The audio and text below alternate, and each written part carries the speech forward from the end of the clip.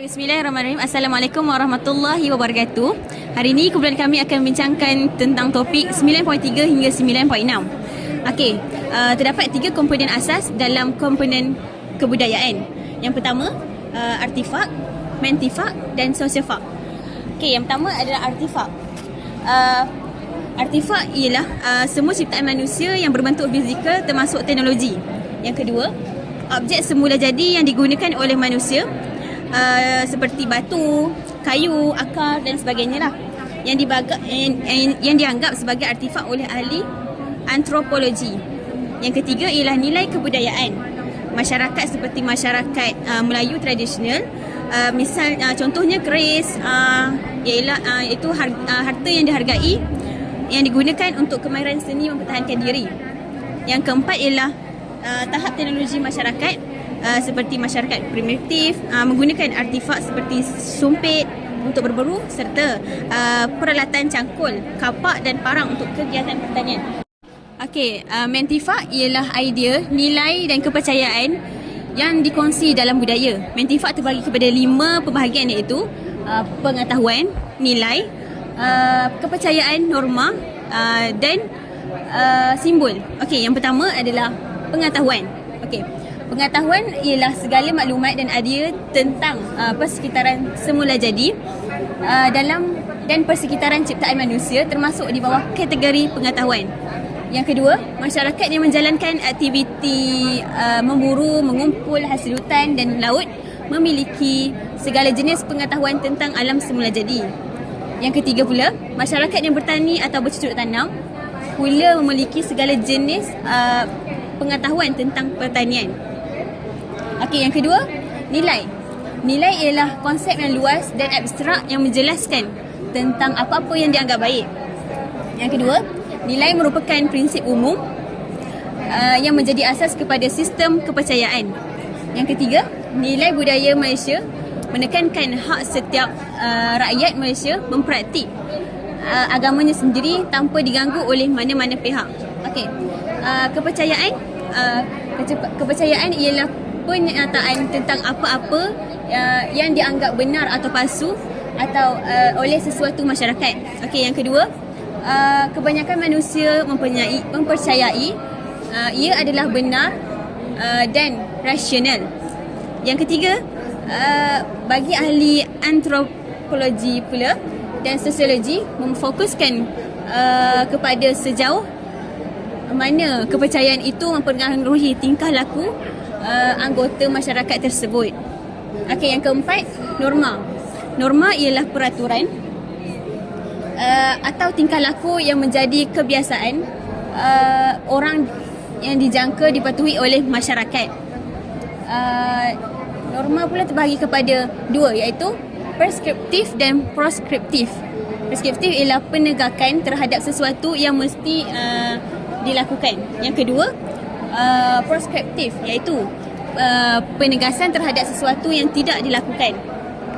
Okey, William Graham ni dia bahagi pula norma kepada 2 iaitu Faultways dan Morris. Faultways ni bermaksud adat masyarakat yang berbentuk kebiasaan atau interaksi biasa, contoh dia macam cara berpakaian dia atau cara percakapan.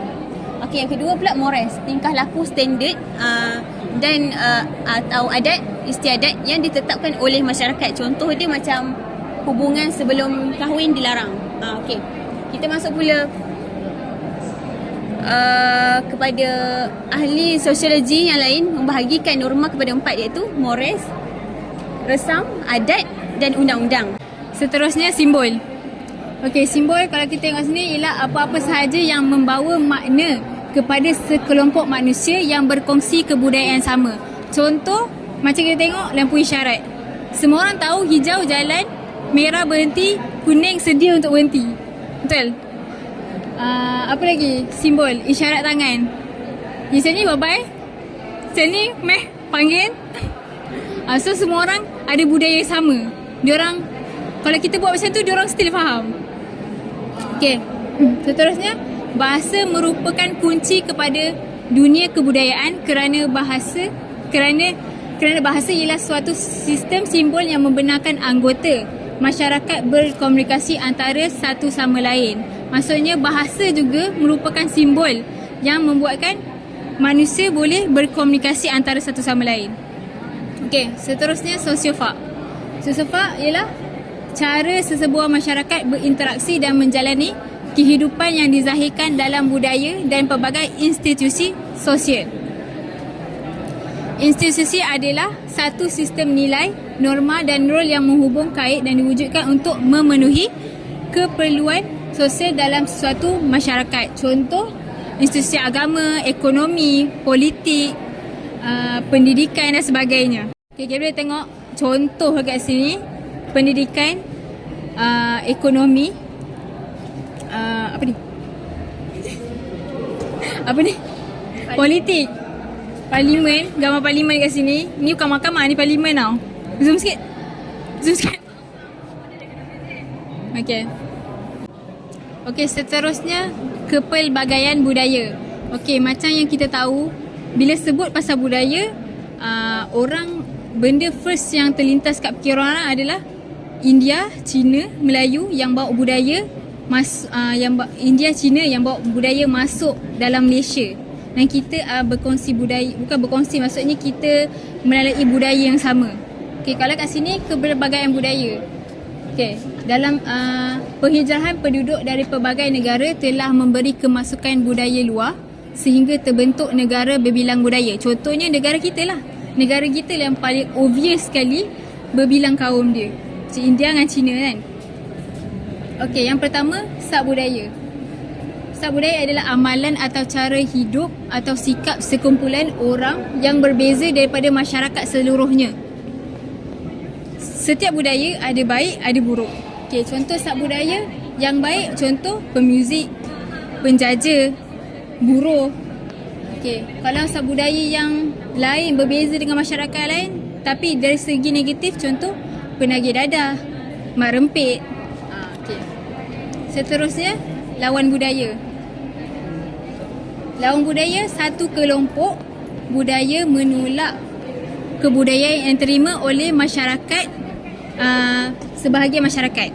Contoh yang paling obvious adalah LGBT. LGBT ada sebahagian masyarakat terima, terutamanya bukan Islam lah. Diorang akan terima LGBT ni. Tapi ada juga segelintir umat Islam yang boleh terima LGBT ni. Contoh, maybe lah secara terang-terangan kita tak support benda tu, tapi yang macam kita tengok cerita kan, tengok cerita orang lelaki dengan lelaki, perempuan dengan perempuan, itu still support sebenarnya. Yang kedua, contoh skinhead punk. Itu zaman dulu lah. Zaman dulu yang mana, macam mana cakap, budaya dulu yang sangat popular. Contoh gambar kat sini. Lawan budaya. Gambar skinhead dengan LGBT. Kalau sub budaya pula tadi, mak rempit dengan penagih dadah. Okey. Seterusnya, budaya tinggi dengan budaya popular. Budaya tinggi senang macam ni. Budaya tinggi, kelas atasan. Budaya popular, rakyat biasa. Kelas atasan. So aspek diorang dari segi muzik, seni lukisan, tarian, pakaian. Kalau korang boleh tengok, budaya tinggi, orang-orang kaya ni pakaian diorang macam mana. Selalu pakai dress ke kan. Muzik, taste muzik diorang macam mana. Contoh opera klasik kan. Jenis-jenis opera. Kalau rakyat biasa, jenis tengok orang nyanyi biasa lah. Lagu biasa, lagu balada, hip hop. Okay, so, lepas tu kebudayaan popular pula, macam yang saya cakap tadi, terdapat dalam kalangan rakyat biasa. Contoh video games dan McDonald. Itulah dua contoh yang sangat-sangat, orang cakap apa, nampak lah. Maksudnya video games bukan orang kaya sahaja yang boleh main, orang biasa pun main. McDonald's bukan orang kaya je pergi, orang biasa pun pergi. So dekat sini ada gambar McDonald, video games macam PS5 semua tu kan. Lepas tu ni ballroom dancing, orang kaya sahaja yang, bukan sahaja lah, maksudnya ada juga rakyat biasa, tapi kebanyakannya orang kaya je yang tengok ballroom dancing ni, yang belajar ballroom dancing ni. Opera klasik. Okay, ni seni lukisan lah. Okay. Satu lagi, budaya tinggi ni zaman sekarang semakin tenggelam kerana penyebaran budaya popular yang semakin luas. Seterusnya, kebudayaan kebangsaan. Maksud kebudayaan cara hidup masyarakat daripada masyarakat dari yang diwarisi dari generasi ke generasi yang baru macam zaman sampailah kita sekarang.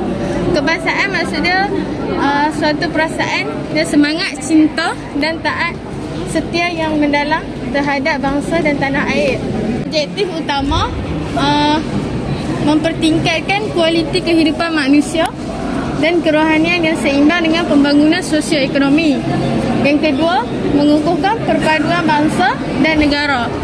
Yang ketiga, memelihara kepribadian kebangsaan. Okey, prinsip utama berteraskan kepada kebudayaan rakyat asal negara ini. Yang kedua, wajar boleh diterima menjadi unsur kebudayaan kebangsaan. Yang ketiga, Islam menjadi unsur penting dalam pembentukan kebudayaan kebangsaan. Seterusnya, penerimaan budaya.